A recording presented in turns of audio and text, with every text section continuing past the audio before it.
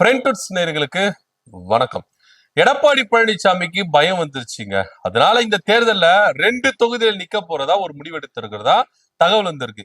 இவரு இப்படி பயப்படுறதுக்கான காரணம் யாரு? விஜயா, இல்ல முதல்வர் ஸ்டாலினா, இல்ல பாஜகவா, இல்ல சசிகலா அவர்களா அப்படின்றத ரொம்ப டீடைலா டமால் டுமில் பாலிடிக்ஸ்ல பார்க்கலாம் வாங்க.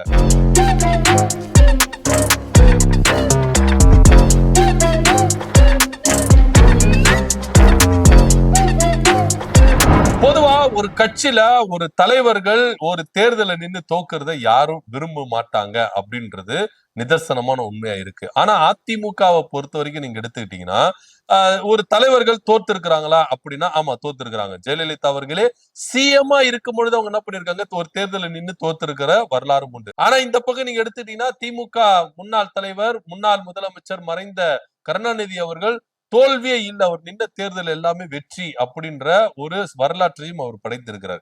இப்படியா இருக்கும் பொழுது காமராஜர் அவர்கள் தோற்றிருக்கிறாங்க. நிறைய பேரு நீங்க வரலாறு எடுத்து பாத்தீங்கன்னா நிறைய முதலமைச்சர்கள் நிறைய மக்களால் ரொம்ப அறியப்பட்ட தலைவர்கள் என்ன பண்ணிருக்காங்க, தேர்தல் நின்று தோத்துருக்காங்க. சோ அப்படி இருக்கும் பொழுது இப்படிப்பட்ட தலைவர்கள் எப்படி யோசிப்பாங்க அப்படின்னு பாத்தீங்கன்னா 2 தொகுதியில் நிப்பாங்க. ஒரு தொகுதி நம்மள கைவிட்டாலும் ஒரு தொகுதி நம்மள என்ன பண்ணும், ஜெயிக்க வச்சிரும் அப்படின்ற ஒரு கான்செப்ட் என்ன பண்ணுவாங்க. நீங்க ராகுல் காந்தியா இருக்கட்டும், மோடி ஐயாவா இருக்கட்டும், புதுச்சேரியில ரங்கசாமி ஐயாவா இருக்கட்டும், ஜெயலலிதா அவர்களா இருக்கட்டும், யாரா இருந்தாலும் 2 தொகுதியில என்ன பண்ணுவாங்க, நிப்பாங்க. நின்னு இருக்கிறாங்க. இந்த 2 தொகுதியில தோத்து இருக்கிற வரலாறும் உண்டு அப்படின்றதுல எந்தவித மாற்று கருத்தும் இல்ல. சரி, இப்ப 2 தொகுதியில நின்னு 2 தொகுதியில ஜெயிச்சிட்டா அப்படின்னா அப்போ ஒரு தொகுதியில அவங்க என்ன பண்ணும், ராஜினாமா பண்ணும். அதுக்கு ஒரு இடைத்தேர்தல் வரும் அப்படின்றதுதான். 2 தொகுதியில தோத்துட்டா ஒண்ணுமே இல்ல அப்படின்றவங்களுக்கு தெரியும். ஒரு தொகுதியில ஜெயிச்சுட்டு ஒரு தொகுதியில தோத்தாலும் இவங்களுக்கு பெரிய பிரச்சனை இருக்காது அப்படின்ற ஒரு கான்செப்ட்ல தான் 2 தொகுதியில நிப்பாங்க. ஒரு தொகுதி நம்மளுக்கு கைவிட்டாலும் இன்னொரு தொகுதி நம்மளுக்கு வெற்றியை கொடுத்துரும் அப்படின்ற ஒரு ரேஞ்சில தான் எல்லா தலைவர்களும். இன்ன வரைக்கும் புதுச்சேரி சிஎம் ரங்கசாமி அவர்கள் 2 தொகுதியில தான் நிக்கிறாரு. இந்த தடவை 2 தொகுதியில தான் நிக்கிறாரு அப்படின்னு சொல்லப்படுது. ஆனா இப்ப சமீப காலமா நீங்க அதிமுக எடுத்துட்டீங்கன்னா ஒரே தொகுதியில நின்னு ஒரே தொகுதியில ஜெயிச்சுட்டு வராங்க. சோ இப்படிப்பட்ட ஒரு விஷயத்த மாற்றுறதுக்கு இப்போ எடப்பாடி பழனிசாமி முன் வந்துட்டாரு அப்படின்னு தான் சொல்ல போறோம். ஏன்னா நீங்க பாஜக கூட்டணியில அதிமுக போனது ஒரே காரணத்துக்காக அதிமுக தோத்துறோம் அப்படின்ற ஒரே கருத்து மக்கள் மத்தியில இருக்கதா செய்யுது. சோ இந்த பக்கம் திமுக கூட்டணி அப்படின்னு பாத்தீங்கன்னா ரொம்ப பலமா இருக்காங்க. ஆல்மோஸ்ட் அவங்க பலமா தான் இருந்தாங்க. இந்த கூட்டணியில தேமுதிக அதே போல ஓபிஎஸ் அவர்கள் உள்ள போயிருக்கிறாரு. நிறைய பேர் ஆதரவு தெரிவிச்சதுனால இந்த கூட்டணி இன்னும் பலமா இருக்கு அப்படின்றதுல எந்தவித மாற்று கருத்து இல்ல. இன்னும் சொல்ல போனா ஓபிஎஸ் அவர்கள் ஒரு விஷயத்த ஓப்பனா போட்டு உடைச்சாரு. அவர் அதிமுக தொண்டர்கள் உரிமை மீட்பு கழகம் நடத்திட்டு இருக்கும் பொழுது அமித்ஷா அவர்கள் கூப்பிட்டு பேச்சுவார்த்தை நடத்தும் பொழுது அமித்ஷாவே இதை சொன்னாரா, திமுக தமிழ்நாட்டுல ரொம்ப ஸ்ட்ராங்கா இருக்கு, அந்த கூட்டணி தான் ஜெயிக்கும் அப்படின்னு அவர் வாயில சொன்னதாகவும் ஓபிஎஸ் அவர்கள் டபார்னு போட்டு வடிச்சாரு. இப்படியா இருக்கும் பொழுது பாஜகவில் இருக்கிற அதிமுகவுக்கு கொஞ்சம் பயம் தான் வந்துருச்சு. குறிப்பா எடப்பாடி பழனிசாமிக்கு பயம் வந்துருச்சு. ஏன் அப்படின்னா இப்ப புது வரவா விஜய் அவர்களும் முன் வந்திருக்காரு. விஜய் அவர்கள் திமுக வாக்குதான் குறி வைக்கிறாரு. திமுக தான் எதிரி, அதனால திமுக விசஸ் டிவிகேன்னு போவோம், அதனால திமுக வாக்குகளை தான் பிரிக்க வந்திருக்கிறாரு இப்படின்னு தான் பேசப்பட்டது. ஆனா உண்மையிலேயே அதிமுக வாக்குகளை தான் அவர் அறுவடை செய்யறாரு அப்படின்னு இப்ப உங்களுக்கு தெரிஞ்சதுனால அதிமுகவுக்கு கொஞ்சம் பீதியை கலப்பி இருக்குதான் விஜய்னால.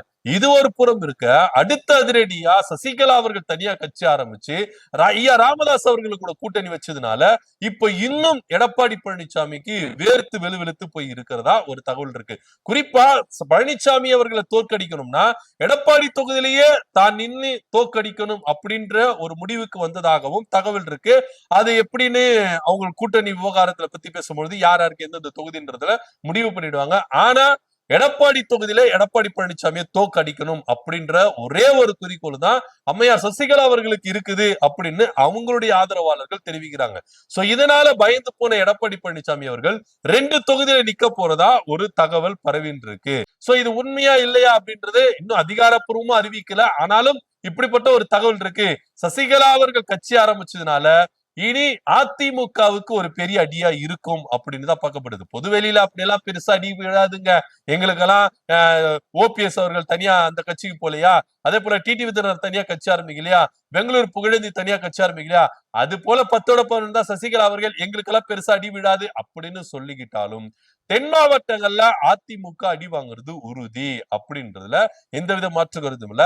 வட மாவட்டங்கள்ல அன்புமணியை கூட கூட்டணி வச்சதுனால அவர் நிமித்தம் அதிமுகவுக்கு அடி விழும் அப்படின்றதும் எந்தவித மாற்று கருத்தும் இல்லை அப்படின்னு சசிகலா ஆதரவாளர்களும் ஐயா ராமதாஸ் ஆதரவாளர்களும் இங்க தெரிவிக்கிறத நம்ம பாக்குறோம். சோ அப்படியா இருக்கும் பொழுது சசிகலா அவர்கள் இந்த தேர்தலை எடப்பாடி பழனிசாமியை தோக்கடிக்கணும் அப்படின்ற ஒற்றை காரணத்துக்கு வந்துட்டாங்க.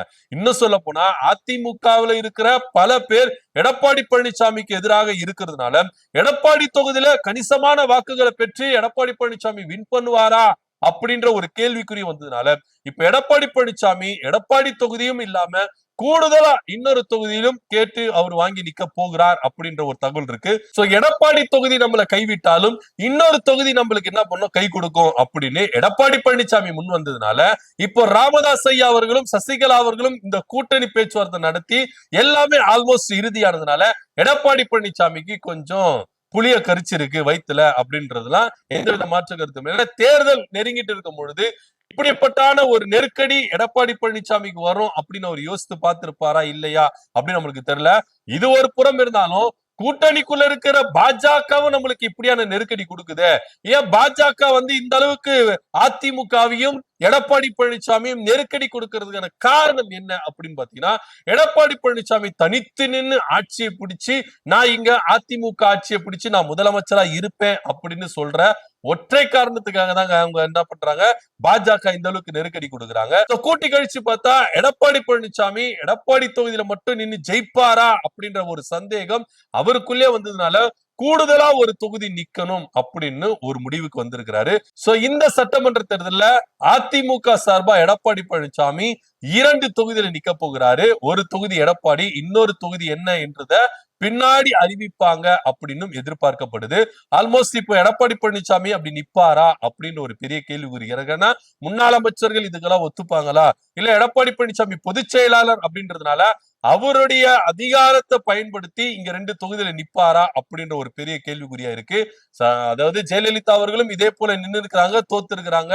சோ எடப்பாடி பழனிசாமி இந்த வெற்றியை அவர் தக்க வைத்துக் கொள்வாரா? ஒருவேளை இவங்களால ஆட்சியை பிடிக்க முடியல, எதிர்கட்சியா போய் உட்கார்றாங்கன்னா எடப்பாடி பழனிசாமி எம்எல்ஏவா இருந்தாதான் எதிர்கட்சி தலைவரா உட்கார முடியும். எம்எல்ஏவா இல்லைன்னா யார் எதிர்கட்சி தலைவரா உட்காருவார் அப்படின்ற ஒரு சந்தேகம் அவர் வந்ததுனால 2 தொகுதியில நிக்க போறதா தகவல் ரொம்ப பரவின்னு இருக்கு. இதை பத்தியோட கருத்து என்ன அப்படின்றது கீழே கமெண்ட் பண்ணுங்க. நன்றி, வணக்கம்.